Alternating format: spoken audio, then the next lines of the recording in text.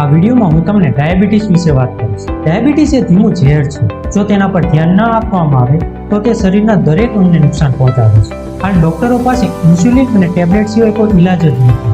ગુજરાતની કુલ 6 કરોડની વસ્તીમાંથી 40 લાખ કરતાં પણ વધુ લોકો ડાયાબિટીસથી હેરાન થાય છે અને દરરોજ ગોળી અથવા ઇન્સ્યુલિનના ઇન્જેક્શન લઈ રહ્યા છે. શરીરનો એવો એક પણ ભાગ નથી જે ડાયાબિટીસ નામના રાક્ષસી રોગથી બચી શકે. ખાંડ અને મેંદા જેવા પ્રોસેસ કરાયેલા ખોરાક ચલણમાં આવ્યા તેના 20 વર્ષની અંદર જ ડાયાબિટીસે માંજા મૂકી છે. ચરબી અને પ્રોસેસ ફૂડ ડાયાબિટીસ થવા માટેના સૌથી મોટા કારણો છે, તેમાં કોઈ શંકા જ નથી. હવે વાત કરીએ ડાયાબિટીસના પ્રકાર વિશે. ડાયાબિટીસ મુખ્યત્વે 2 પ્રકારના હોય છે. પહેલું છે ટાઈપ 1 ડાયાબિટીસ, જે સામાન્ય રીતે બાળકો અને યુવાનોમાં જોવા મળે છે, જે ઇન્સ્યુલિનની અછતના લીધે થાય છે. જ્યારે શરીરની રોગપ્રતિકારક શક્તિ શરીરના જ ભાગ પર હુમલો કરે છે ત્યારે ટાઈપ 1 ડાયાબિટીસ જેવા ઓટો ઇમ્યુન ડિસીઝ થાય છે. અહીં રોગપ્રતિકારક શક્તિ એવી જ રચના છે જે આપણા શરીરને ચેપ અને રોગથી બચાવે છે. ટાઈપ 1 ડાયાબિટીસમાં રોગપ્રતિકારક શક્તિ જે હકીકતમાં આપણા શરીરનું રક્ષણ કરે છે તે સ્વાદુપિંડમાં ઇન્સ્યુલિન ઉત્પન્ન કરતા બીટા કોશિકાઓ ઉપર હુમલો કરે છે. આમ સ્વાદુપિંડ ઓછું અથવા સાવ ઇન્સ્યુલિન ઉત્પન્ન કરતું નથી. કેટલાક લોકોમાં જન્મથી જ ટાઈપ 1 ડાયાબિટીસ જોવા મળે છે. તેને જુવેનાઇલ ડાયાબિટીસ તરીકે ઓળખવામાં આવે છે. હવે વાત કરીએ ટાઈપ 2 ડાયાબિટીસ વિશે, જે સામાન્ય રીતે પુખ્ત વયના લોકોમાં જોવા મળે છે. તે ડાયાબિટીસનો સૌથી સામાન્ય પ્રકાર છે. ડાયાબિટીસ ધરાવતા 80 થી 90% લોકોને ટાઈપ 2 ડાયાબિટીસ હોય છે, જેમાં ઇન્સ્યુલિન તો બને છે, પણ આપણે આગળના વિડીયોમાં જોયું કે ઇન્સ્યુલિન નામની ચાવી એનું કામ કરી શકતી નથી. આ પ્રકારના ડાયાબિટીસમાં શરીરના કોષો ઇન્સ્યુલિન સાથે જોડાઈ શકતા નથી. આ સ્થિતિને ઇન્સ્યુલિન રેઝિસ્ટન્ટ કહેવામાં આવે છે. આ સિવાય અન્ય પ્રકારમાં પ્રી ડાયાબિટીસ એક એવી સ્થિતિ છે જેમાં વ્યક્તિના લોહીમાં શર્કરાનું સ્તર સામાન્ય કરતાં વધારે હોય છે, પરંતુ ટાઈપ 2 ડાયાબિટીસનું નિદાન કરવા માટે પૂરતું નથી. મતલબ કે બોર્ડર ઉપર છે. ગર્ભાવસ્થા દરમિયાન ડાયાબિટીસ, જે તમામ સગર્ભા સ્ત્રીઓમાં લગભગ 2 થી 5% દેખાય છે, જેમને ક્યારેય ડાયાબિટીસ હતો જ નહીં, જે મટી જાય છે સમય સાથે. પરંતુ આમાંથી લગભગ 20 થી 50% સ્ત્રીઓમાં 5 થી 10 વર્ષની અંદર ટાઈપ 2 ડાયાબિટીસ થવાની શક્યતા રહેલી છે. હવે વાત કરીએ કે લોહીમાં સુગરનું પ્રમાણ કેટલું હોય તો સામાન્ય કહી શકાય. સામાન્ય ગ્લુકોઝનું લેવલ ભૂખ્યા પેટે 80 થી 100 ની વચ્ચે હોય છે. જમ્યાના 2 કલાક પછી ચેક કરવામાં આવે ત્યારે 140 કરતાં ઓછું હોય છે. હવે સુગરનું લેવલ કેટલું હોય તો બોર્ડર પર કે પ્રી ડાયાબિટીસ છે તેવું કહી શકાય. ગ્લુકોઝનું લેવલ ભૂખ્યા પેટે 100 થી 125 હોય ત્યારે બોર્ડર પર છે એમ કહી શકાય. તેમાં જમ્યાના 2 કલાક પછી જ્યારે લોહી ચેક કરવામાં આવે ત્યારે 140 થી 199 વચ્ચે સુગર હોય તો બોર્ડર પર છે એમ કહેવાય છે. ડોક્ટર ડાયાબિટીસની દવા ક્યારે શરૂ કરે છે? જ્યારે ભૂખ્યા પેટે સુગર 126 થી વધારે હોય, તેમાં જમ્યા પછી 200 કરતાં વધુ રહેતું હોય ત્યારે ડોક્ટર દવા શરૂ કરતા હોય છે. આ સિવાય 3 મહિનામાં સુગર કેટલું કંટ્રોલ થયું છે એ જોવા માટે HbA1c ટેસ્ટ કરવામાં આવે છે, જે 5.6 કરતાં ઓછું હોય છે તો નોર્મલ ગણવામાં આવે છે. તેમજ 5.7 થી 6.4 ની વચ્ચે હોય તો બોર્ડર પર છે એવું કહેવાય છે, અને 6.5 થી વધુ હોય તો ડાયાબિટીસ છે એ નક્કી થાય છે. ડાયાબિટીસ થવાના કારણો કયા છે? મુખ્ય કારણ અયોગ્ય તેમજ વધુ પડતી ચરબીવાળો ખોરાક અને બેઠાડું જીવન છે, અને ઓછા અથવા કોઈ ફળ ન ખાવા, ખૂબ જ ઓછી શાકભાજી અને ઓછા ફાઈબરવાળો ખોરાક જવાબદાર છે. હૃદયરોગ અને હાઇપરટેન્શનની જેમ ડાયાબિટીસ વર્ષો સુધી ખોટું ખાવાનું અને બેઠાડું જીવનનું પરિણામ છે. આ સિવાય અન્ય પરિબળ જે આમાં ભાગ ભજવે છે, જેમ કે તમે જે હોર્મોન્સ ધરાવતી દવાઓ લો છો તેનાથી તમારું હોર્મોન્સનું સંતુલન ખોરવાય છે, અને તે ડાયાબિટીસ, પીસીઓડી, હાઇપોથાઇરોઇડ જેવા અંતઃસ્ત્રાવના રોગોમાં પરિણમે છે. હાલના કોરોનાના સમયમાં આપવામાં આવતા સ્ટીરોઇડના ઇન્જેક્શનના લીધે લોકોનું સુગર વધી જતું હતું, અને તેમાંથી ઘણા લોકોને હાલ ડાયાબિટીસ પણ છે. ડિપ્રેશન દૂર કરતી દવાઓ અને સ્ટીરોઇડથી વજનમાં વધારો થઈ શકે છે અને ડાયાબિટીસ પણ થઈ શકે છે. એન્ટીસાયકોટિક એટલે કે માનસિક રોગોની દવા લાંબો સમય લેવાને લીધે ડાયાબિટીસ થઈ શકે છે. આ સિવાય મમ્મી પપ્પા કે દાદા દાદીને ડાયાબિટીસ હોય તો વારસામાં આવી શકે છે. તણાવ, ગંભીર બીમારીઓ, વાયરસ જેમ કે ગાળ કચોળું થવું, સ્વાદુપિંડમાં સોજો આવવાના લીધે પણ ડાયાબિટીસ થઈ શકે છે. અમુક લોકોમાં ઓપરેશન વખતે કે મોટી તબીબી સારવાર સમયે અથવા તો દાંતના ડોક્ટરની મુલાકાત વખતે પણ બ્લડ સુગર લેવલ ઊંચે જાય છે. હવે વાત કરીએ કે ડાયાબિટીસના મુખ્ય લક્ષણો શું છે? વારંવાર ભૂખ લાગવી, તરસ વધારે લાગવી, મોં સુકાઈ જવું, વારંવાર પેશાબ કરવા જવું. ખાસ કરીને રાત્રે દર્દીએ પેશાબ કરવા માટે 5 થી 6 વખત ઉઠવું પડે છે. વજન ઘટવો અને નબળા. હવે આપણે આગળ જોઈએ કે કેમ આવું થાય છે. કોષોમાં રહેલી ચરબીના લીધે ઇન્સ્યુલિન નામની ચાવી કામ કરતી નથી, અને સુગર કોષોમાં જઈ શકે એ દરવાજો ખોલી શકતો નથી. હવે સુગર લોહીમાં વધતું જાય છે કેમ કે કોષોની અંદર પ્રવેશ શક્ય નથી ચરબીના લીધે. હવે તમારી કિડની ફિલ્ટર તરીકે કામ કરે છે, જેનું કામ છે શરીરને બિનજરૂરી તત્વોને શરીરમાંથી દૂર કરવા માટે કિડની સુગરને પણ બહારનો રસ્તો બતાવે છે, એટલે પેશાબ વારંવાર લાગે છે. જેના લીધે શરીરમાં પાણી ઘટે છે એટલે તરસ વધુ લાગે છે. વધુમાં શરીરના બધા કોષોને કામ કરવા માટે ઉર્જાની જરૂર પડે છે, કેમ કે સુગર જે ઉર્જાનો સ્ત્રોત છે એ મળતો નથી એટલે ભૂખ વધુ લાગે છે. સાથે શરીરમાં રહેલી ચરબીમાંથી કોષો ઉર્જા મેળવવાનું શરૂ કરે છે એટલે વજન ઘટે છે. હવે તમને સવાલ થાય કે હું દવા લઉં છું અને બધા લોકો કંટ્રોલમાં રહે છે, બરોબર, તો હવે શું મારે ધ્યાન રાખવાની જરૂર છે? હવે કોઈ પણ દવા લેશો એટલે મોટાભાગના લોકોને સુગર લેવલ કંટ્રોલ થઈ જશે, બરોબર ને?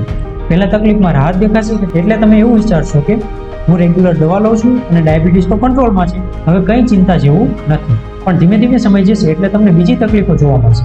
દવા શરૂ હોવા છતાં તમે ડૉક્ટર પાસે જશો એટલે તમને દવામાં ફેરફાર કરી આપવામાં આવશે. ડોઝ કે પાવર વધારશે અથવા તો બીજી દવા આપશે. થોડાક સમય પછી પાછી તકલીફ થશે એટલે તમે દવાખાને પાછા જશો. પાછો દવાનો ડોઝ કે પાવર વધારશે કે દવા બદલાવશે અને એક સમય ટેબ્લેટ કામ કરતી બંધ થઈ જશે એટલે ઇન્જેક્શન લેવાનો વારો આવશે. ઇન્જેક્શનમાં પણ સમય સાથે યુનિટ વધતા જશે. આ સિવાય મુદ્દાની વાત એ છે કે આટલી બધી દવા કે ઇન્જેક્શન તમે લ્યો છો તેનાથી તમને અને દર્દીને સારું તો રહેવું જોઈએ, પણ એવું થતું નથી. ગંભીર રોગો દર્દીની મુલાકાતે આવે છે એ અલગ, જેમ કે બ્લડ પ્રેશર, કિડની ફેલ થવી, આંખોની તકલીફ અથવા આંખોમાં દેખાતું બંધ થઈ જવું, મગજ સુધી સંદેશા લઈ જતા ચેતાતંતુને અસર થવાથી હાથ પગ ખોટા પડવા કે ઝંઝણાટી થવી, ચામડીના રોગો જેમ કે ગુમડા થવા, આંજણી થવી, ફંગસનો ચેપ, નખનો ચેપ, વાગ્યું હોય તો રોજ જલ્દી ના આવવી, પગમાં સડો થવો જેના લીધે પગ કપાવવાની જરૂર પડે, બ્લડ સુગર લેવલ કાબુમાં ન રહેતું હોય તો તેમને ઝડપથી ઇન્ફેક્શન લાગી જાય છે, હોર્મોનલ રોગ જેવા કે થાઇરોઇડની તકલીફ, સ્ત્રીઓમાં પીસીઓડીની તકલીફ તેમજ વજન વધતું જાય છે. આ ઉપરાંત જાતીય નબળાઈ કે નપુંસકતા જેવી તકલીફો થતાં પેટ ભારે ભારે લાગવું, પાચન જલ્દી ના થવું, ગેસ, એસિડિટી, ઉલટી ઉપકા વગેરે તકલીફ પણ જોવા મળે છે. હૃદયની નળીઓ બ્લોક થઈ જવાથી અચાનક હુમલો આવવો, કેમ કે ચેતાતંતુને નુકસાન થવાથી દર્દીને દુખાવાનો અહેસાસ જ થતો નથી.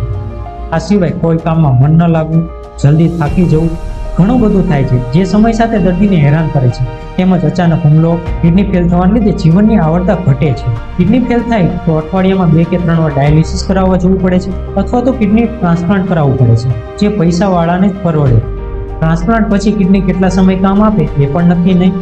આ સાથે ડૉક્ટર સલાહ આપશે એ પ્રમાણે ખાવું પીવું પડશે એ અલગથી. તમને આ બધું થોડુંક વધુ પડતું લાગતું હશે, પણ એકવાર કોઈ સરકારી દવાખાનામાં ડાયાલિસિસ વિભાગમાં આંટો મારી લેજો. એકવાર ડાયાલિસિસ કરાવવાનું શરૂ કરો પછી કિડની માટે સાજા થવું લગભગ અશક્ય હોય છે, સિવાય કે તે રોગના શરૂઆતનો તબક્કો જ હોય. તમે જોયું કે ડાયાબિટીસ એટલે દવાખાનાના ધક્કા, જિંદગીભર દવા લેવાની, તેમજ મહેનતથી કમાયેલા પૈસા બગાડવાના, તેમજ જીવલેણ બીમારીઓથી હેરાન થવા. તે ફક્ત દર્દીને જ નહીં પણ તેના પરિવારને પણ હેરાન કરે છે, આર્થિક, માનસિક રીતે. લાઇનમાં ઊભું રહેવાનું, દવાનો ખર્ચ એ બધું પહોંચી વળવા માટે વધુ કમાવાની દોડ, કિડની ડોનેટ કરવાની, ચિંતાનો માહોલ. ડાયાબિટીસ દિવસે ને દિવસે વધતો જતો રોગ છે. જો તમે ટાઈપ 2 ડાયાબિટીસ હોય અને તમે ઈચ્છતા હોય તો એ મટી શકે છે. જો તમને ટાઈપ 1 ડાયાબિટીસ હોય તો તે મટી ના શકે, પણ ઇન્સ્યુલિનની માત્રા તો મોટાભાગે ઓછી થઈ જ શકે છે. શું ધ્યાન રાખવું જોઈએ? આપણે જે પણ ખોરાક લઈએ એ સુગર, ચરબી અને પ્રોટીનમાં રૂપાંતરિત થાય છે. તેથી ડાયાબિટીસ સાથે સ્વસ્થ જીવન જીવવા માટે સારું અને સંતુલિત પોષણ સૌથી મહત્વપૂર્ણ છે. ખોરાકની યોગ્ય પસંદગી અને યોગ્ય માત્રામાં ખોરાક તમને તમારા બ્લડ સુગરના સ્તરને નિયંત્રિત કરવામાં ખૂબ જ મદદ કરશે. હકીકતમાં આપણું શરીર એ સાજા થવામાં ખૂબ જ નિપુણ છે, જે રોગો સામે સતત લડ્યા કરે છે. માટે પહેલું તો ડૉક્ટરની સલાહ લો. કોઈ પણ જાતની દવા લેતા પહેલા અને બંધ કરતા પહેલા નિયમિત બ્લડ સુગર ચેક કરાવો, વજન ઓછો કરો, ધીમે ધીમે વજન ઘટાડતા જાઓ. કોઈ દવા કે દવાથી નહીં, કુદરતી રીતે જ વજન ઓછો કરો. ઓછી કેલરી અને ઓછી ચરબીવાળો ખોરાક લો. દિવસમાં 5 વાર થોડુંક થોડુંક ખાઓ. 3 મુખ્ય ખોરાક અને 2 વાર નાસ્તો. આનાથી સુગર વધી કે ઘટી જવાની સમસ્યા નહીં થાય. નિયમિત કસરત અને યોગ કરો. નિયમિત રીતે ઓછામાં ઓછું 45 મિનિટ ચાલો. દિવસના સમયે સૂવાનું ટાળો. કોઈ જગ્યાએ વાગ્યું હોય તો એનું ધ્યાન રાખો અને ડૉક્ટરને મળો. નિયમિતપણે પગના નખ કાપો. ખુલ્લા પગે ચાલવું નહીં. સારા ગાદીવાળા ફૂટવેર પહેરો. કૃત્રિમ રીતે ગળપણ વધારનારા પદાર્થ ન વાપરવા જોઈએ, જેમાં નકરા રસાયણો જ હોય છે. દારૂ, ધૂમ્રપાન ટાળો. એક અગત્યની વાત કે વજન ઓછું કરવા માટે ભૂખ ના લાગે એવી કોઈ દવા લેશો નહીં. પ્રોટીનવાળો ખોરાક યોગ્ય માત્રામાં લેવો ખૂબ જ જરૂરી છે. હવે ખૂબ જ ધ્યાન રાખવા જેવી બાબત, વધુ સુગર કરતાં સુગર ઘટી જાય એ ખૂબ જ ખતરનાક છે, જીવલેણ છે. હાઇપોગ્લાયસેમિયા અથવા બ્લડના સુગરનું લેવલ નીચે હોય એ બ્લડ સુગરના ઊંચા લેવલ કરતાં ખૂબ જ ખતરનાક છે.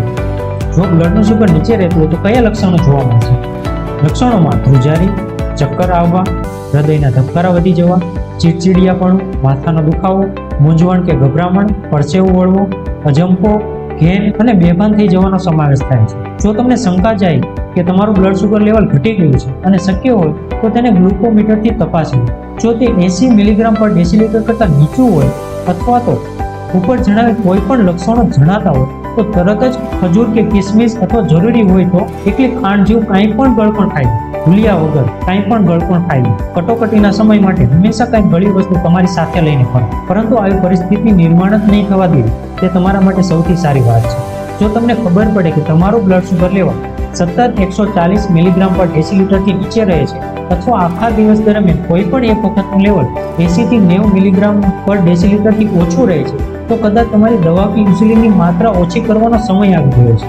મહત્વની સૂચના કે દરરોજ ગ્લુકોમીટર વડે તમારું બ્લડ શુગર લેવલ ચકાસો. તમે લેતા હોય તેવી બધી જ દવા, તેની માત્રા અને તે ખરેખર શાના માટે લો છો તેની એક યાદી બનાવો. જો તમે નિયમિત ધોરણે ઇન્સ્યુલિનનું ઇન્જેક્શન લેતા હો અને તમારું બ્લડ શુગર નિયંત્રણમાં હોય તો તમારે થોડું કરીને જેમ બ્લડ શુગરનું લેવલ નીચે ઉતરે તેમ 1-2 યુનિટ ઇન્સ્યુલિન ઓછું કરવું જોઈએ. અને હંમેશા યાદ રાખજો કે દવા કે ઇન્સ્યુલિનની માત્રા ઘટાડતા કે બંધ કરતા પહેલા તમારા ડોક્ટરની સલાહ લેવી ખૂબ જ આવશ્યક છે.